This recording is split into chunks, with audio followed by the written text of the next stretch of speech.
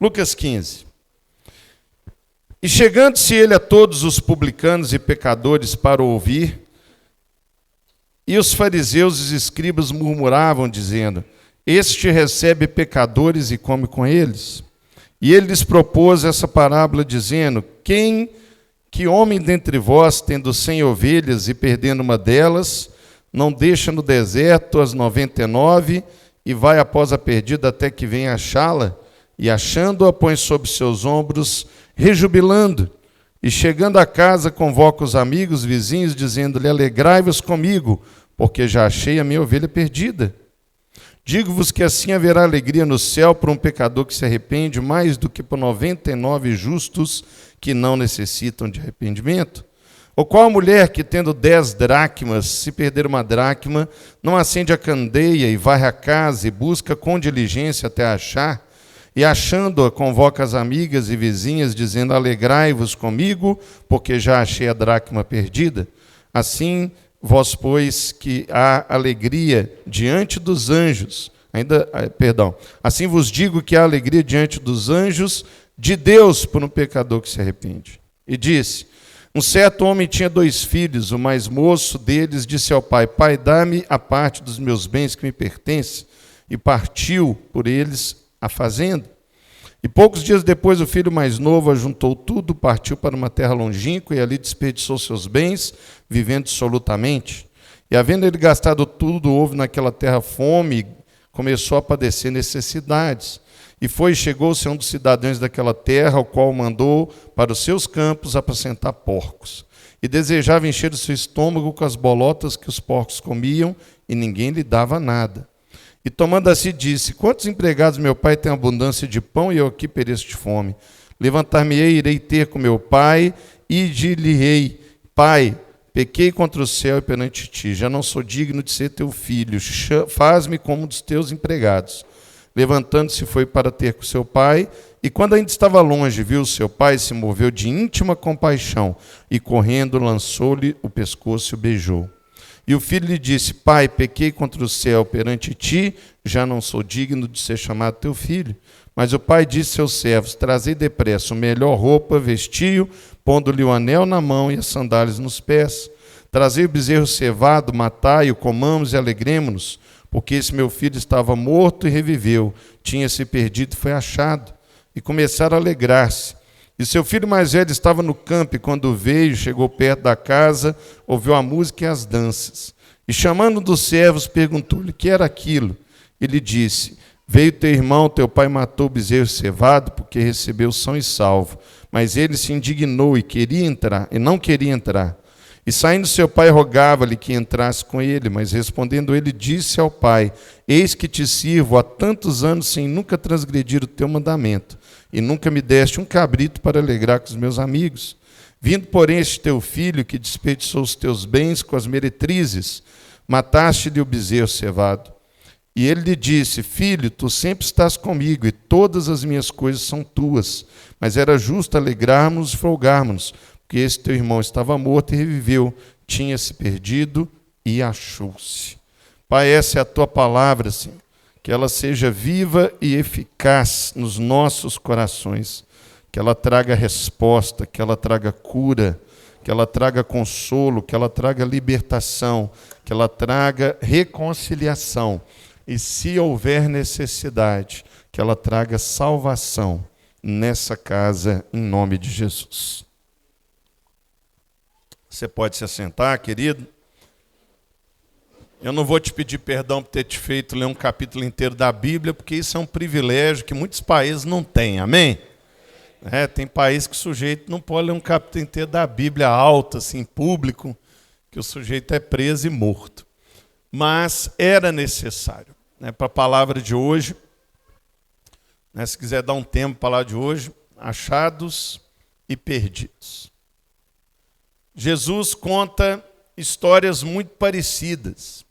E geralmente você lê ou ouve pregações ou estudos dessas histórias de forma separadas. Então, eventualmente, você vê falar da 100ª ovelha. Eventualmente, você ouve falar da dracma perdida. E com uma certa frequência maior, você ouve pregações e palavras a respeito do filho pródigo. Mas você ouve as três, geralmente, separadas. Mas por que eu fiz você ler o capítulo 15 inteiro? Porque as três são contadas no mesmo ambiente, no mesmo momento, para o mesmo público. E por essa razão existe um propósito delas estarem juntas nesse capítulo, delas estarem ali naquele texto. E é sobre isso que eu quero falar hoje, sobre coisas que estão perdidas e que precisam ser achadas no nosso meio. Primeiro é importante entender em que ambiente Jesus contou essas três parábolas. Você vai encontrar isso nos 2 primeiros versículos. Jesus estava comendo, tendo um tempo de mesa, de convivência, de comunhão com pessoas simples da comunidade, pessoas excluídas da comunidade, pessoas indesejadas, né? Inclusive publicanos, que era considerado o pior tipo de judeu que existia na época, porque era o judeu que trabalhava para Roma, extorquindo imposto das pessoas. Então Jesus estava ali no meio do povo, comendo, interagindo, em comunhão, como ele sempre gostava de fazer. Você observa que Jesus, ele sempre está no meio do povo. Ele não está no meio dos acadêmicos, ele não está no meio dos sacerdotes, ele não está no meio dos poderosos, ele está no meio do homem comum, da mulher comum, da samaritana, da prostituta, do mendigo, do leproso, do publicano. Ontem eu comentava no treinamento de gerações que eu dei em Canoas, que Jesus ele era uma pessoa que se misturava tanto com as pessoas, que quando os soldados foram pegá-lo para crucificar, Judas teve que beijá-lo para eles saberem quem eles tinham que pegar. Porque por mais que Jesus fosse uma figura famosa, ele se misturava tanto que as pessoas não conseguiam distingui-lo quando ele estava na multidão.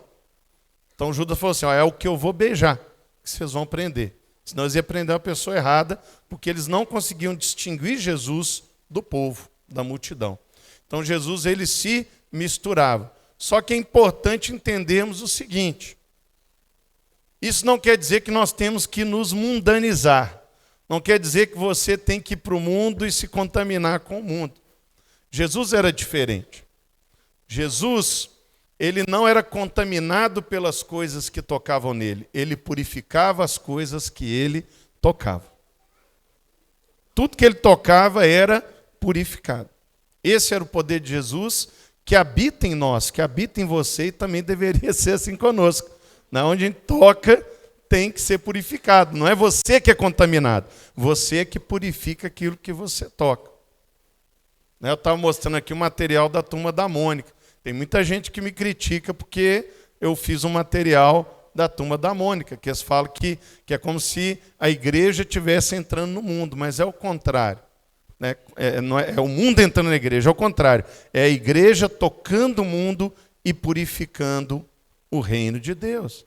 Nós vamos resgatar o reino. O reino é de Deus, o inimigo usurpou e nós estamos resgatando ele. E Jesus ensinava isso desde o começo, desde as suas andanças aqui na terra, ele promovia isso. Ele andava no meio das pessoas, ele não era contaminado por essas pessoas, mas ele purificava essas pessoas. Isto é, ele tinha o contato com o leproso era curado. Ele tinha o contato com a prostituta, ela abandonava a prostituição. Ele tinha o contato com o publicano, ele ia lá e devolvia o que ele tinha roubado 4 vezes mais do que ele tinha pego. Esse era o poder de influência de Jesus, que também tem que habitar em cada um de nós. Porém, havia um grupo de pessoas que se dizia extremamente zelosa da lei de Deus, se consideravam muito religiosos, que não compreendiam a vocação que Jesus estava nos chamando, que eram os escribas, os saduceus e os fariseus. Eles também estavam nessa história. Mas eles não estavam na mesa comendo, eles não estavam em comunhão com Jesus. Eles estavam do lado de fora, olhando, julgando e zombando Jesus. Você olha lá, olha Jesus. Ele se assenta com mendigo, ele come com publicano. E zombavam e criticavam do fato de Jesus se misturar com a comunidade. Não foi a primeira vez que isso aconteceu no Evangelho. Se não me engano, foi a quarta vez.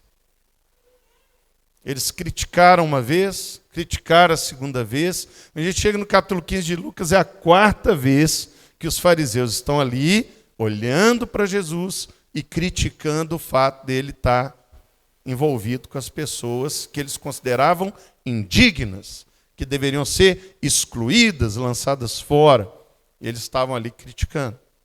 Então é nesse ambiente que Jesus, ele, ao invés de responder à provocação dos fariseus, ele faz aquilo que ele faz de melhor, ele age como um mestre. Ele começa a falar em parábolas. E aí ele conta 3 parábolas seguidas. A primeira é a da ovelha, da 100ª ovelha. A segunda é a da dracma. E a terceira, que nós conhecemos mais comumente como a parábola do filho pródigo. Se você lê com uma certa displicência esse texto, espero que você não tenha o feito hoje, você vai perceber, você vai ter uma falsa impressão de que Jesus ele contou histórias repetidas. Contou a mesma história 3 vezes. É essa a primeira impressão que nos apetece numa leitura displicente desse texto. Para que Jesus contou a mesma história 3 vezes? Ele mudou os personagens, mas é a mesma história. Então olha como é que seria a leitura displicente.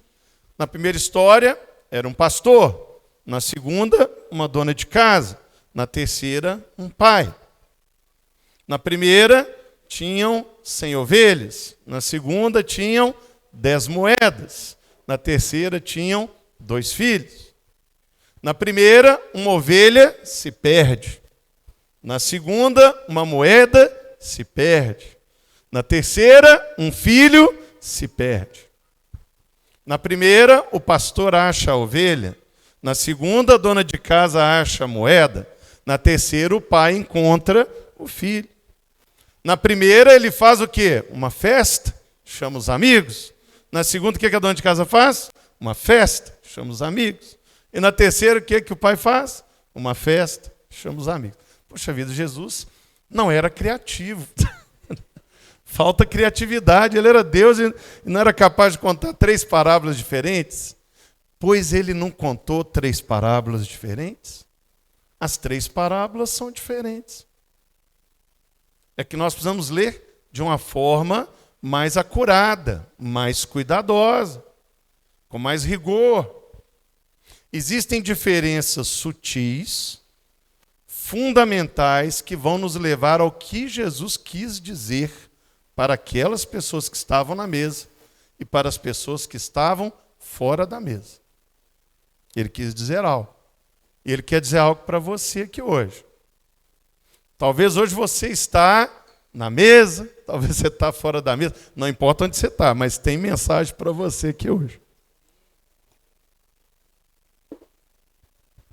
Eu pergunto para vocês, qual é a grande diferença entre a parábola da ovelha, a principal diferença, entre a parábola da ovelha perdida e a parábola da dracma perdida?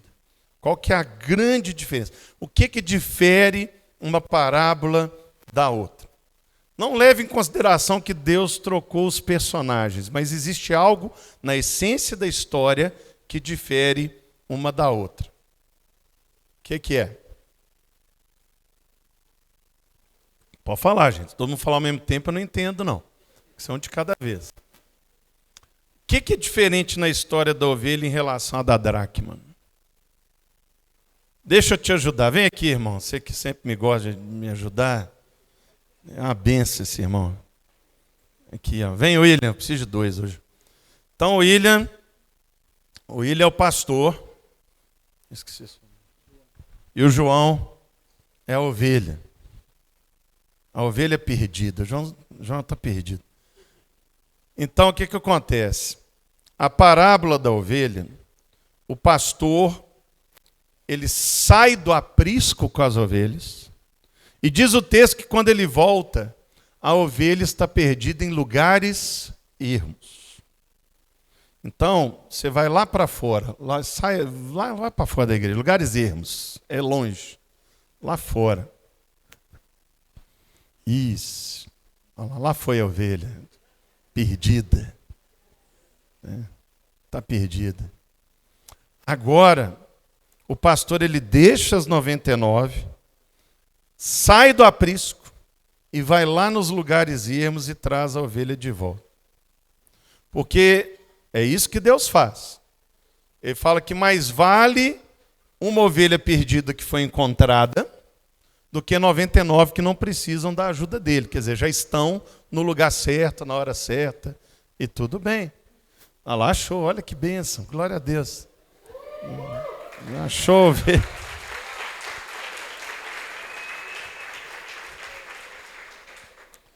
Agora é a da dracma, agora o William é a dona de casa.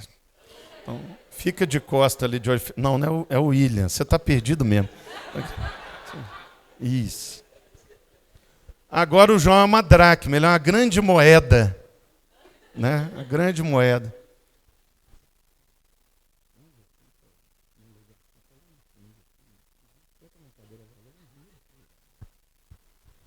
Então, o que aconteceu na história da dona de casa? Ela estava lá toda feliz contando as moedas dela, toda feliz. E, de repente, eram 10, só tinha 9. Então, ele perdeu a moeda. Pode virar ele. Então, ele perdeu a moeda. A dona de casa perdeu a moeda. E o que a Bíblia fala? Que ela fez uma faxina na casa dela, acha a moeda. Procura aí. Tá em algum lugar. Tá difícil, hein? Ela fez uma faxina na casa. Ela varreu, mexeu no sofá, levantou a geladeira, empurrou o fogão. Achou até agora, filho? Tá lá no fundo, olha lá. Te ajudar, olha lá. Tá, vai embora. Dá uma salva de palmas, pastor ele aqui. Obrigado, João. Qual é a diferença das duas parábolas? Agora tem que entender. Aonde que o João estava na da ovelha?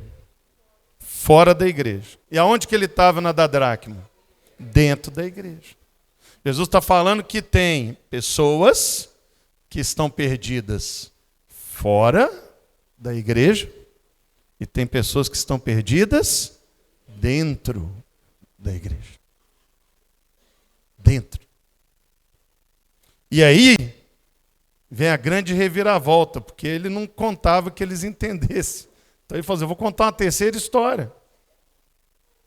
E aí todo mundo chama a terceira história de a parábola do filho pródigo. E o nome correto que deveria ter, porque quem dá título para os perícolos na Bíblia não foi o autor, não, isso veio depois. Tinha que ser a parábola dos filhos perdidos. Tem a ovelha perdida, a dracma perdida e os filhos, no plural, perdidos. Porque a ovelha é o filho mais novo e a dracma é o filho mais velho. Era isso que Jesus estava explicando. Que no reino existem pessoas, sim, que estão perdidas lá fora. E Jesus veio para elas. Jesus ele deixa as suas ovelhas aqui e vai lá resgatar o perdido. Era o que ele estava fazendo naquele momento. Sentado com publicanos, prostitutas, leprosos, a escória que a sociedade assim denominava, porque era papel dele resgatar aqueles que estavam fora do reino, perdidos lá fora. Assim como é a nossa missão enquanto igreja. Ir lá fora e resgatar essas pessoas que estão perdidas lá fora. Talvez você está aqui pela primeira vez e estava perdido. Mas o pastor te encontrou e te trouxe para dentro do aprisco hoje. Ele está te dando a oportunidade de estar com ele. Mas Jesus, ele fala que existe um outro tipo de perdido. E aí você vai perceber que na terceira parábola, diferentemente das anteriores, a história não acaba na festa. A história continua. Por quê? Porque Jesus agora precisa explicar a história do irmão mais velho. Que assim como a dracma estava dentro de casa, mas estava perdido. O irmão mais velho, ele não fugiu de casa, ele não saiu para os lugares ermos, ele não pegou a herança dele e desperdiçou. Ele estava em casa, ele era diligente, ele trabalhava, ele obedecia o pai, mas quando ele ficou sabendo que o filho mais novo que tinha ido embora voltou e o pai dele perdoou e recebeu ele de volta, ao invés dele ficar feliz, ao invés dele celebrar, ao invés dele entrar para a festa, ele se indignou e se recusou a participar daquilo. E aí a única coisa que o pai tinha para fazer era sair. O pai teve que sair da festa. Porque o filho ficou emburrado lá fora. E o pai falou assim, o que está acontecendo, filho? O que houve? Ele falou assim, não, estou aqui indignado. Esse moço que está aí aprontou todas, e o senhor simplesmente recebe ele, ainda mata um bezerro. Eu estou aqui o tempo todo, nunca pude matar um bezerro para comer com os meus amigos. Eu sei, fiquei dando festa para esse vagabundo. Ele não merece. Ele te desprezou. Ele te matou quando pediu a parte da herança dele, porque a gente só recebe herança quando o pai morre. E você simplesmente vem, coloca uma túnica nova, coloca o seu anel no dedo dele, faz uma festa. Eu tenho direito de estar indignado, eu não vou participar disso, eu não vou entrar nessa festa. E muitas vezes, nós estamos dentro de casa e estamos completamente perdidos. Você não vê aquele rapaz chamar o pai de pai. Ele fala assim, eu te servi a vida toda. Então ele não via o pai dele como um pai, via como um gerente, um superintendente, um supervisor, um patrão, um chefe, um senhor no sentido escravocrata etimológico da palavra. Quando ele fala eu te servi, ele fala assim, eu sou o seu funcionário. Ele não conseguia ver o pai como pai. Muitos de nós temos tido uma relação exclusivamente servil com Deus, o que nos impede de desfrutar da paternidade que Ele representa na nossa vida. Muitos de nós estamos muito ativos até, trabalhando muito, mas numa perspectiva de que estamos prestando serviço para um chefe e não desfrutando da filiação alcançada através de Cristo na cruz. Muitos temos dificuldade de olhar para Deus como Pai. Estamos na igreja, frequentamos os cultos, nos envolvemos nos ministérios, mas sempre prestando contas a Deus no sentido mais servil da palavra. E por isso, às vezes, o trabalho é cansativo, você está desgastado, você está cansado, você está irritado, porque eu trabalho tanto para Deus, cadê o meu retorno? Cadê o meu 13º espiritual? Cadê meus 30 dias de férias? Meu irmão, o pastor Márcio Valadão, ele fala que servir a Deus não cansa, o que cansa é o pecado. Então, se você está cansado, é porque o seu trabalho virou ativismo e o seu Deus virou patrão. Você está perdido dentro de casa.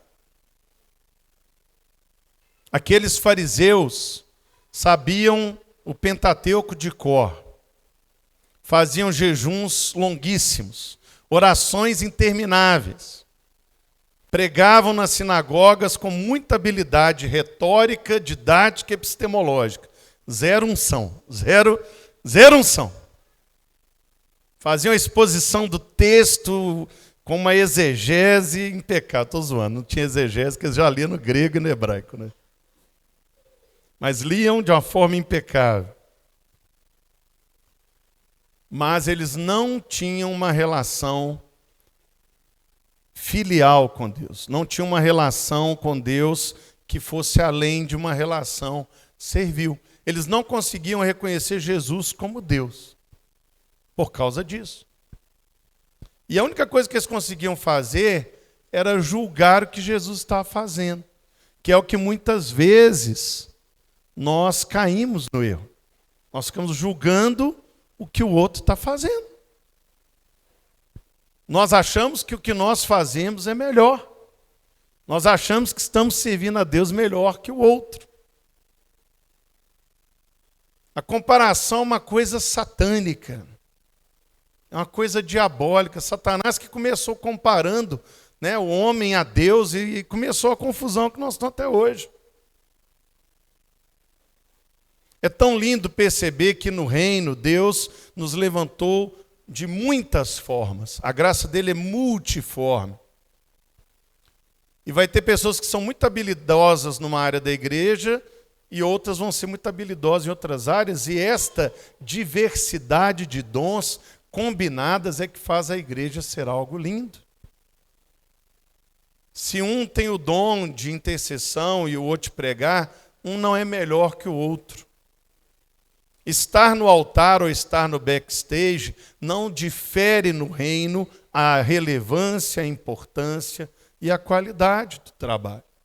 Logo que eu cheguei aqui na igreja, o carro estacionou, tinha um rapaz lá para ajudar a estacionar o carro. Ele me recebeu com um sorriso, ele apertou minha mão. Enquanto alguém não me pegou aqui, ele não saiu de perto de mim, eu fiquei até com medo, ele foi me seguindo. Né? Não sei, cadê o irmão? Ele está aí? Não sei, está lá fora ainda. Olha, né? Olha que coisa linda. Ele foi me seguindo igual uma sombra, assim.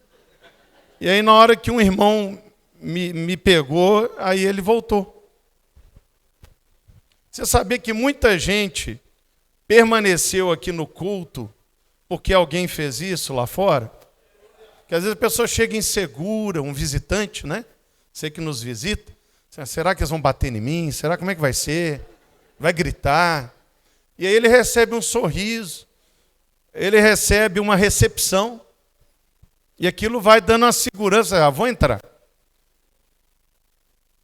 Às vezes a gente perde pessoas na porta, porque é a cara fechada, ou não tem ninguém, né? Não tem a pessoa para orientar, tem uma vaga ali. Ó. Aí a pessoa vai embora, vai para outra igreja, vai para outro lugar, vai para o mundo. Então todo papel na igreja é importante. Mas os fariseus achavam que eles eram melhores que as pessoas que estavam na mesa de Jesus. Assim como o irmão mais velho faz, aqui é vagabundo.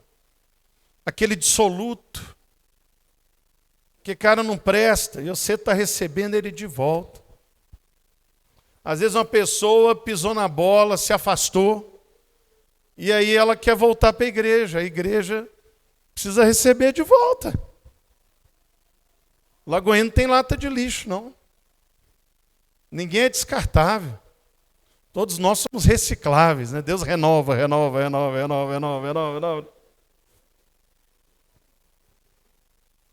Ele não chamava o pai de pai. Ele não chamava o irmão de irmão. Ele falava assim, este teu filho. É assim que ele fala no texto.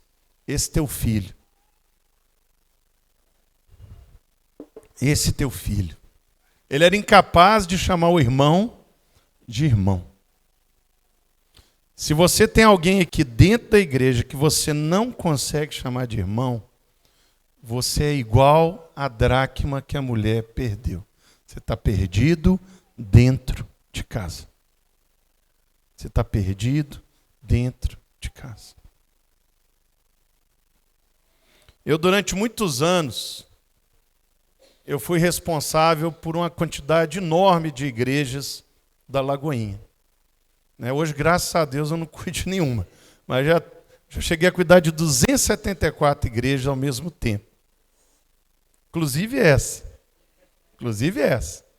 Ela começou comigo. Assim, começou como Lagoinha, debaixo da regional que eu era responsável. E é natural que você, numa posição de tamanha responsabilidade, você tem que tomar decisões difíceis e, às vezes, você cria divergências com colegas. Eu lembro que na reta final da minha jornada como regional, eu tive uma situação gravíssima com um colega. Porque o pastor Márcio, literalmente, mandou ele pegar as igrejas dele e passar para eu cuidar, para eu resolver. E ele ficou chateadíssimo, ficou tristíssimo. Mas ficou muito chateado. E aí, eu falei assim, vamos encontrar, vamos conversar. Porque eu vi que não estava bom. E aí nós sentamos para conversar. E ele falou algo para mim assim extraordinário. Ele virou e falou assim, Richard, sabe qual que é o problema nosso? É que a gente não pode deixar de ser amigo, porque a nossa amizade é mais importante que isso tudo aqui. Então nós vamos abrir mão de toda essa confusão por causa de nós sermos irmãos. Então ali nós abrimos mão da discussão, porque foi uma ordem superior, a gente tinha nada a ver com aquilo. E nós continuamos bem. Então, às vezes, o irmão pisa no seu calo. No dia do almoço coletivo, ele bota um pé de frango ao invés do peito de frango no seu prato. Você fala, esse cara tem problema. Aí você volta na fila para repetir e bota o pescoço do frango. Esse irmão tem problema comigo. Aí você vai construindo um teatro mental, um triplex na sua cabeça. Ah, ele me odeia, ele está contra mim. E Satanás entra nisso. Ele entra nessas brechas. Para virar irmão contra irmão. E aí você não consegue mais chamar o seu irmão de irmão. Você deixa as divergências serem mais poderosas do que o sangue de Jesus que nos tornou irmãos. Você coloca como mais importância a sua vontade do que a vontade de Jesus, que fala que todos deveriam ser um com Ele. E você está tão perdido quanto aquela moedinha dentro da casa. Na verdade, o texto eu li na versão corrigida, mas talvez na sua versão, o último versículo ele está em forma de pergunta. No meu não está, mas talvez no seu esteja.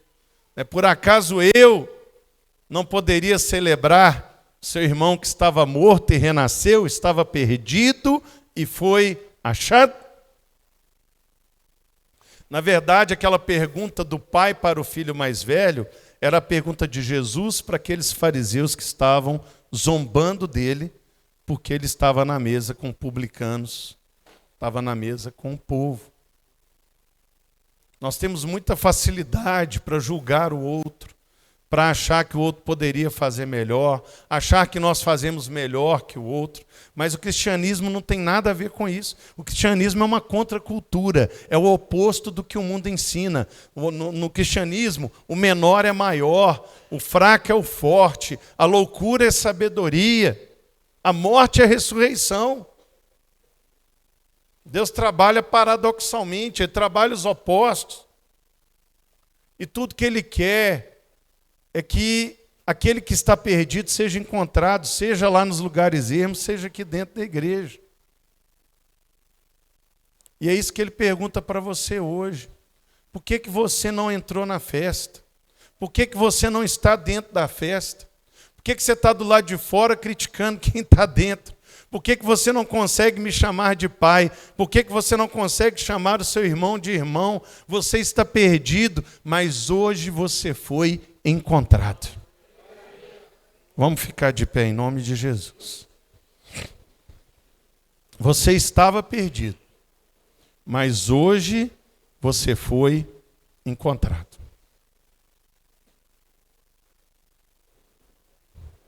Eu não sei quem é você, mas você sabe. Talvez você está aqui na igreja pela primeira vez, talvez você seja como aquela ovelhinha que estava desgarrada nos lugares ermos. Mas talvez você seja uma pessoa que está aqui há muito tempo, mas já não está chamando Deus de pai. Tem um monte de irmão que você não consegue chamar de irmão. Deus te achou hoje. Eu vim de longe. O voo foi de conexão. Longe. Para te falar que Deus te achou. Nós vamos ministrar essa canção, o pastor vai ministrar. E você vai sair do seu lugar e vai vir aqui na frente que nós vamos ter uma conversa.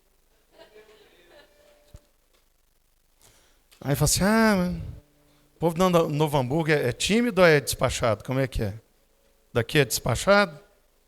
Pode pedir para vir aqui na frente? Pode, pastor. Hoje é dia de ceia.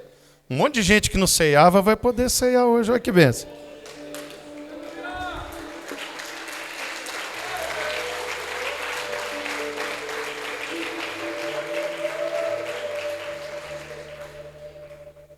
Eu não sei se você é a ovelha dracma, eu não sei se você é o irmão mais novo ou mais velho, mas eu sei que você estava perdido e foi achado. Hoje é amanhã de ceia, amanhã de festa, você vai entrar na festa. Nós vamos fazer um ato profético de você entrar na festa. Enquanto o pastor estiver ministrando essa canção, você seja alguém que está perdido, está sem Jesus e precisa de Jesus, ou você que está na casa, mas tem irmão que você não chama de irmão mais, você não está chamando Deus de pai mais. Quando estiver cantando essa canção, você vai sair do seu lugar e vai vir aqui à frente, nós vamos orar. Nós vamos celebrar, porque você estava perdido, mas hoje Deus te achou.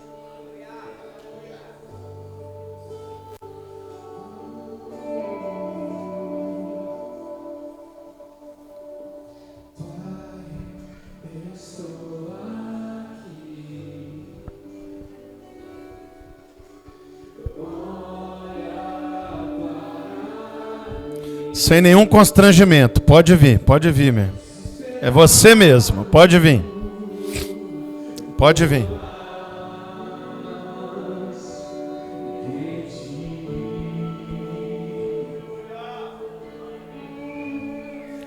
Pode vir, tem mais gente.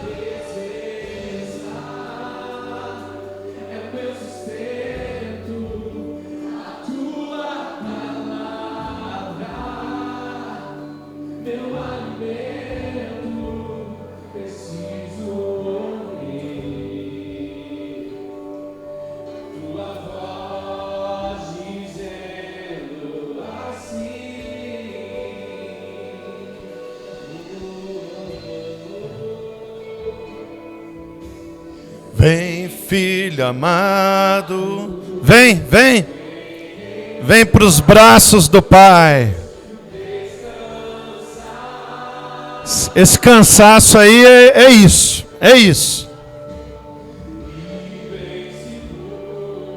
Te conduzirei. Deus quer falar com você essa manhã.